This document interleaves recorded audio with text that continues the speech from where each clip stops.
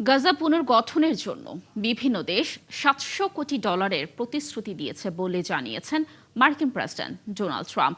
বৃহস্পতিবার board of পিসের প্রথম বৈঠকে তিনি এ কথা জানান।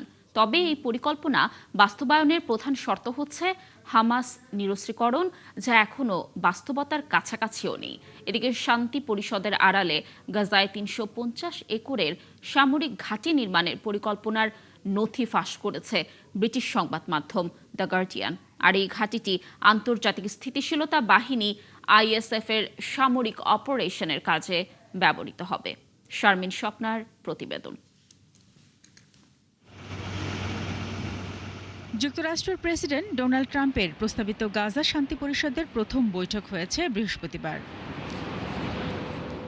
বৈঠকে ট্রাম্প জানান, গাজা উপত্যকার পুনর্গঠনে বোর্ডের বিভিন্ন দেশ ইতিমধ্যে $700 কোটি প্রতিশ্রুতি দিয়েছে, আর যুক্তরাষ্ট্র এই বোর্ডে $1000 কোটি দেবে। তবে এই অর্থ ঠিক কী কাজে ব্যবহার করা হবে তা তিনি নির্দিষ্ট করে জানাননি। কয়েকটি দেশ প্রাথমিকভাবে $700 কোটি দিয়েছে। এখানে ব্যয় করা প্রতিটি ডলারই স্থিতিশীলতা এবং একটি নতুন সম্প্রীতিপূর্ণ অঞ্চলের আশায় করা বিনিয়োগ। শান্তি পর্ষদ আজ এ কক্ষেই দেখিয়ে দিচ্ছে কিভাবে একটি উন্নত ভবিষ্যৎ গড়ে তোলা যায়। তবে তিনি বলেছেন, এই পরিকল্পনা বাস্তবায়নের প্রধান শর্ত হচ্ছে হামাস নিরস্ত্রীকরণ, যা এখনও বাস্তবতার কাছাকাছিও নেই। কেননা হামাস জানিয়েছে ইসরায়েলের প্রতিশোধের আশঙ্কায় তারা অস্ত্র হস্তান্তরে অনাগ্রহী। এদিকে শান্তি পরিষদের আড়ালে গাজায় ৩৫০ একরের সামরিক ঘাঁটি নির্মাণের পরিকল্পনার নথি ফাঁস করেছে ব্রিটিশ সংবাদ মাধ্যম দ্য গার্ডিয়ান। প্রকাশিত প্রতিবেদনে বলা হয়, আন্তর্জাতিক স্থিতিশীলতা বাহিনী আইএসএফ এর সামরিক অপারেশনের কাজে ব্যবহৃত হবে ঘাঁটিটি। এতে থাকবে প্রায় ৫,০০০ সেনা সদস্য। নথিতে বলা হয়েছে, ভবিষ্যৎ আন্তর্জাতিক স্থিতিশীলতা বাহিনী আইএসএফ এর জন্য এটি একটি অপারেশনাল বেস হিসেবে কাজ করবে। এদিকে এই বৈঠকে বিভিন্ন দেশের প্রতিনিধিরা অংশ নিলেও ফিলিস্তিনিদের কোনো প্রতিনিধি ছিল না। যোগ দেয়নি যুক্তরাজ্য, ইতালি, জার্মানি সহ ইউরোপের প্রভাবশালী দেশও। শারমিন স্বপ্না, ৭১। গত অক্টোবর থেকে গাজায় যুদ্ধবিরতি চললেও হামাসের লড়াই থামেনি। ইসরায়েলের বিরুদ্ধে টিকে থাকার যুদ্ধে এবার তারা ঘুরে দাঁড়িয়ে গাজায় নিজেদের নিয়ন্ত্রণ পুনঃপ্রতিষ্ঠার লড়াই চালিয়ে যাচ্ছে। ব্রিটিশ সংবাদ মাধ্যম বিবিসির এক প্রতিবেদনে বলা হয়েছে, নিরাপত্তা, কর রাজস্ব ও সরকারি সেবায় আবারও নিয়ন্ত্রণ বাড়াচ্ছে হামাস। বিস্তারিত মনিরুজ্জামান বাবুর প্রতিবেদনে। গাজা যুদ্ধে হামাসের সামরিক ইউনিটগুলো ভেঙে গেরিলা বাহিনীতে পরিণত হয়। অধিকাংশ নেতা নিহত হয়েছেন। গাজার ভবন ও অবকাঠামো ব্যাপকভাবে ধ্বংস হয়েছে। জনগণ বাস্তুচ্যুত হয়, অর্থনীতি ভেঙে পড়ে। হামাস নিয়ন্ত্রিত স্বাস্থ্য মন্ত্রণালয়ের হিসেবে সংঘাতে ইসরায়েলি হামলায় ৭২,০০০-এর বেশি গাজাবাসী নিহত হয়েছেন। গত অক্টোবর থেকে শুরু হওয়া যুদ্ধবিরতির ৪ মাস পর গাজার বাসিন্দারা এখন বলছেন, নিরাপত্তা, কর রাজস্ব ও সরকারি সেবায় আবারও নিয়ন্ত্রণ বাড়াচ্ছে হামাস। এতে সংগঠনটির দীর্ঘমেয়াদী কৌশল নিয়ে প্রশ্ন উঠেছে, বিশেষ করে মার্কিন প্রেসিডেন্ট ডোনাল্ড ট্রাম্পের শান্তি পরিকল্পনার দ্বিতীয় ধাপে অস্ত্র ও কর্তৃত্ব ছাড়ার শর্ত সামনে থাকায়। গাজার কর্মীরা বলছেন, যেসব এলাকায় হামাস উপস্থিত তার ৯০% বেশি জায়গায় তারা আবার নিয়ন্ত্রণ নিয়েছে। পুলিশ ও নিরাপত্তা সংস্থাগুলো রাস্তায় ফিরেছে। তবে পরিচয়পত্র বা স্বাস্থ্য সংক্রান্ত কাজে নাগরিকদের হামাস কর্তৃপক্ষের কাছেই যেতে হচ্ছে। গাজার বিভিন্ন বাজারে দোকানিরা নিয়মিত পুলিশ টহলের কথা বলছেন। একই সঙ্গে সরকারি ফি ও কর আদায়ে কঠোর নিয়ন্ত্রণ ফিরেছে। বাজার শান্ত, কিন্তু পৌরসভা ভাড়া আদায়ে চাপ দিচ্ছে। প্রতিদিন তারা আসে, একই দাবি, একই দৃঢ়তা। বলে, টাকা না দিলে আমাদের আর পণ্য রাস্তায় ফেলে দেবে।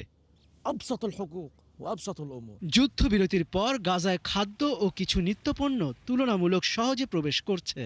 ইসরায়েল থেকে আমদানির লাইসেন্সধারী কয়েকজন প্রধান ব্যবসায়ী বলছেন, আমদানির ওপর আবারও কঠোর কর নিয়ন্ত্রণ আরোপ করেছে হামাস।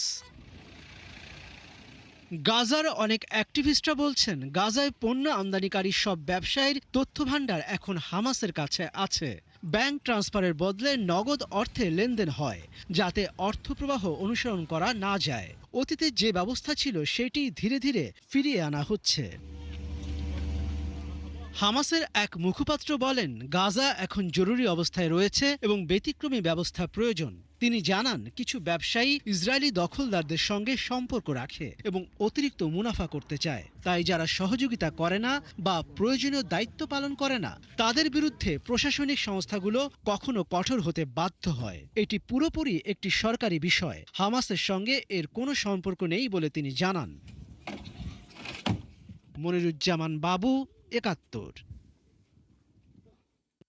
হামাস নিরস্ত্রীকরণ না হওয়া পর্যন্ত যুদ্ধবিধ্বস্ত গাজায় কোনো পুনর্গঠন শুরু হবে না বলে জানিয়েছেন ইসরায়েলের প্রধানমন্ত্রী বেনিয়ামিন নেতানিয়াহু।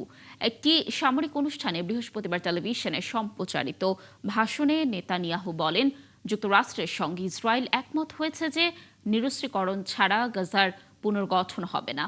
ইসরায়েলের সঙ্গে যুদ্ধে লড়াই করা হামাস এখনও গাজায় প্রভাব বজায় রেখেছে, কিন্তু যুদ্ধবিরতির পরবর্তী ধাপ নিয়ে আলোচনার একটি প্রধান বিষয় হামাসের নিরস্ত্রীকরণ। এদিকে ফিলিস্তিনের যুদ্ধবিধ্বস্ত গাজা উপত্যকার পুনর্গঠনে বিশ্বের বিভিন্ন দেশের নেতাদের নিয়ে গঠিত বোর্ড অব পিসের প্রথম বৈঠকও শুরু হচ্ছে বৃহস্পতিবার। তার আগেই এ কথা জানালেন নেতানিয়াহু।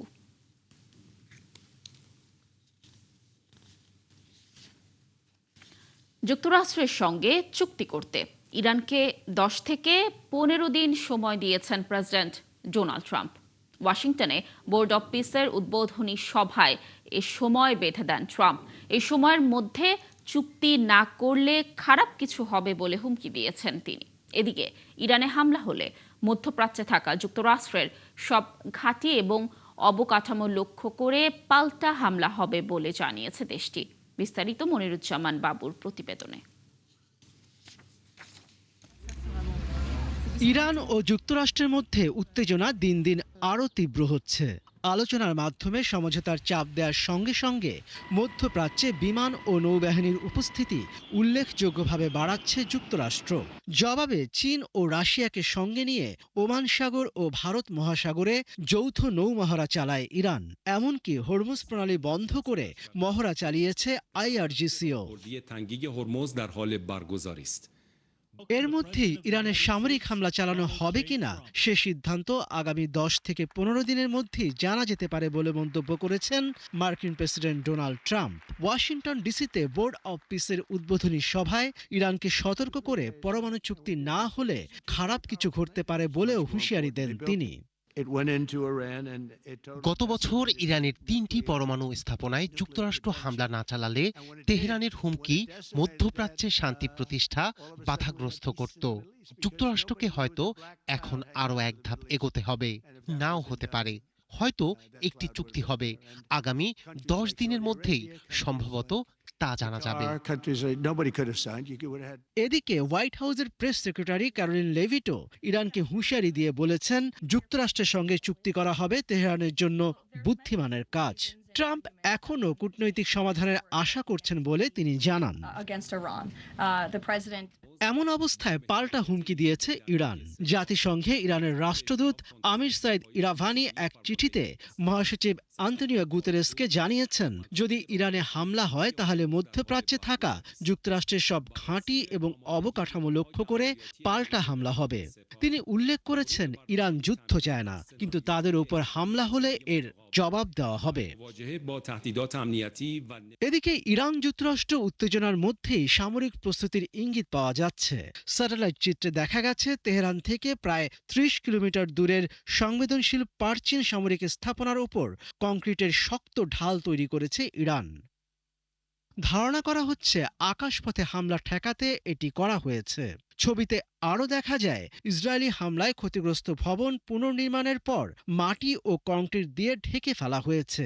এছাড়া পারমাণবিক স্থাপনাগুলোর কাছেও প্রতিরক্ষা জোরদার করেছে ইরান।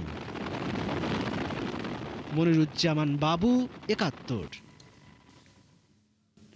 গুপ্তচর বৃত্তির অভিযোগে এক ব্রিটিশ দম্পতিকে 10 বছরের কারাদণ্ড দিয়েছে ইরান। দেশের বিভিন্ন স্থানে তথ্য সংগ্রহের অভিযোগ আনার পর ক্রেগ এবং লেঞ্জা ফোরম্যানের বিরুদ্ধে গুপ্তচর বৃত্তির অভিযোগ আনে তেহরান।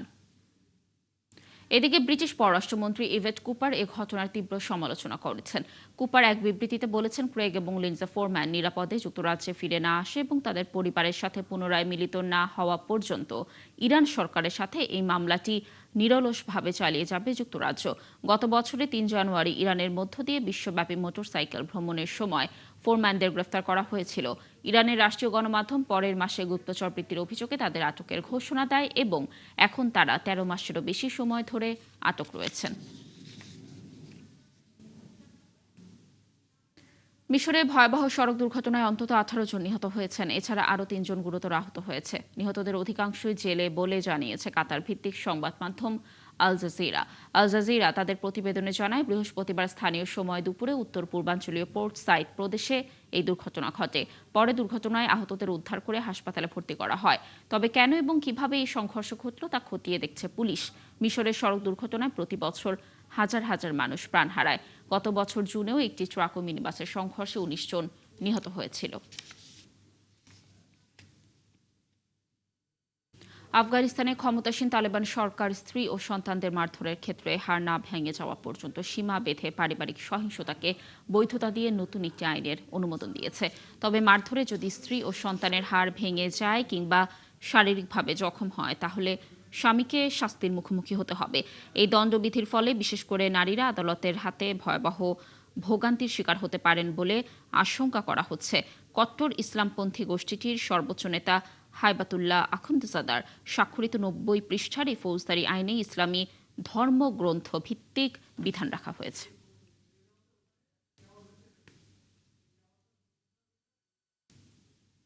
ব্রিটিশ রাজা চার্লসের ছোট ভাই অ্যান্ড্রু মাউন্টব্যাটেন উইন্ডসরকে পুলিশি হেফাজত থেকে মুক্তি দেওয়া হয়েছে। এর আগে সরকারি দায়িত্ব পালনের সময় ক্ষমতার অপব্যবহারে অ্যান্ড্রুকে হেফাজতে দেয় দেশটির পুলিশ। থ্যামস ভ্যালি পুলিশ বলছে, গ্রেফতারকৃত প্রিন্স অ্যান্ড্রুকে তদন্তাধীন অবস্থায় মুক্তি দেওয়া হয়েছে। মুক্তির পর তোলা রয়টার্সের একটি ছবিতে অ্যান্ড্রুকে একটি গাড়ির ভেতরে বসা অবস্থায় দেখা যায়। এদিকে ব্রিটিশ রাজা চার্লস এক বিবৃতিতে বলেন, অ্যান্ড্রু মাউন্টব্যাটেন উইন্ডসরের খবরটি তিনি গভীর উদ্বেগের সঙ্গে জেনেছেন। কর্তৃপক্ষ এই বিষয়ে তাদের পূর্ণ সমর্থন পাবে। ভেনেজুয়েলার ক্ষমতাসীন দল নিয়ন্ত্রিত আইনসভা একটি সীমিত সাধারণ ক্ষমা বিল অনুমোদন করেছে। এদিকে বন্দীদের মুক্তির দাবিতে তাদের পরিবারের সদস্যরা টানা ৫ম দিনের মতো অনশন ধর্মঘট পালন করেছে। আইনসভা প্রধান জর্জ রদ্রিগেজের নেতৃত্বে পাশ হওয়া এই বিলে ২০০২ সাল থেকে ২০২৫ সালের বিভিন্ন সময়ে সরকার বিরোধী বিক্ষোভ ও রাজনৈতিক কর্মকাণ্ডে জড়িতদের ক্ষমার আওতায় আনা হয়েছে। তবে ২০১৯ সালের সামরিক বিদ্রোহে জড়িতদের এই সুবিধা থেকে বাদ রাখা হয়েছে।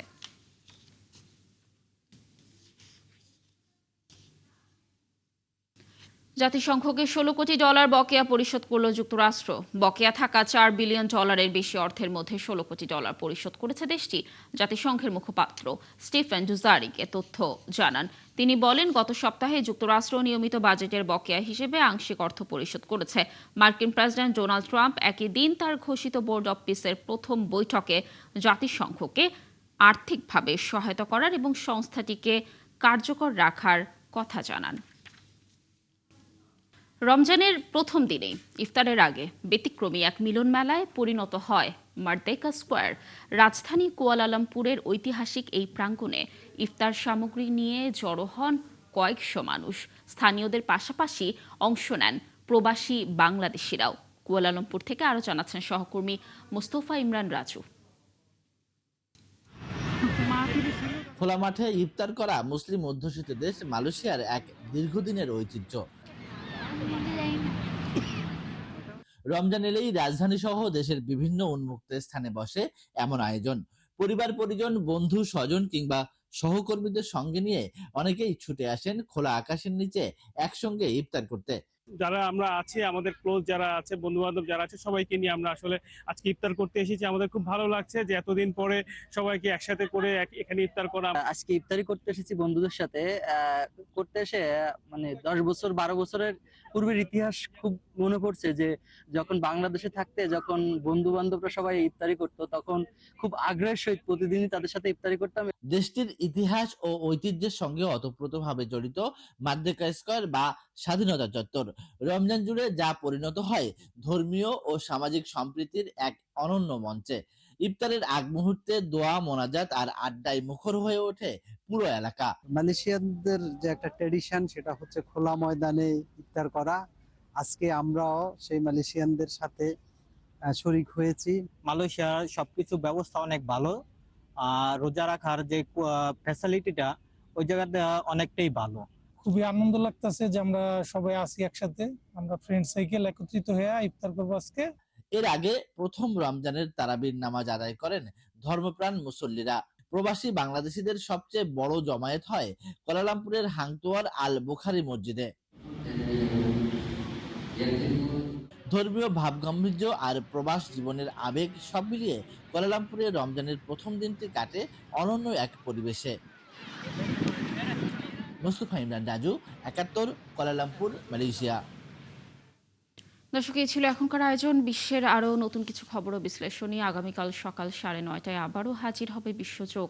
চোখ রাখুন ৭১-এর ফেসবুক পেজ এবং সাবস্ক্রাইব করুন ৭১-এর ইউটিউব চ্যানেল। ৭১-এর সাথেই থাকুন।